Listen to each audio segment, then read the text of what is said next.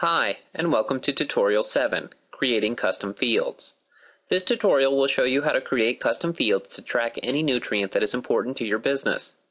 As you view this tutorial, you may want to pause the video so that you can follow along on your computer, and you can always watch this tutorial again until you are comfortable with the topics that are covered.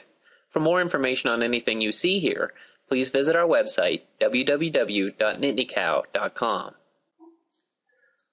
Although we try to be comprehensive in providing as much information as possible in NittanyCow, you may find that you want to track specific nutrients that are not already available in the program. Once you have created a custom field, you can save this field so that it will appear in every ration you create.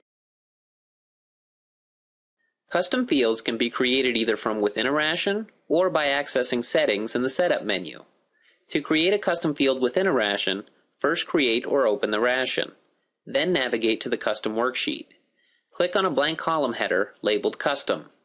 Assign the nutrient name, which will appear at the top of the column in the worksheet. Last, assign a unit of measurement for the nutrient. Then click OK. NittanyCow will now ask you if you want to save these settings. If you click Yes, your newly created nutrient will now appear in the Custom worksheet of every ration you create. If you answer No, this nutrient field will only appear in the current ration. You can establish up to 10 custom fields to use in a ration. Once a custom field is created, enter the appropriate concentration for any feeds containing this nutrient. At the bottom of the ration, you will see that NittanyCow will automatically calculate the concentration and total amount of the nutrient in the ration. If you prefer, you can assign a requirement for this nutrient, and NittanyCow will compare the total to the requirement as it would with any other nutrient. Now we will see how to create a custom field from the Settings window. From the main menu, select Setup, then select the Settings option. In the window, name the nutrient and assign a unit of measurement, then click Save.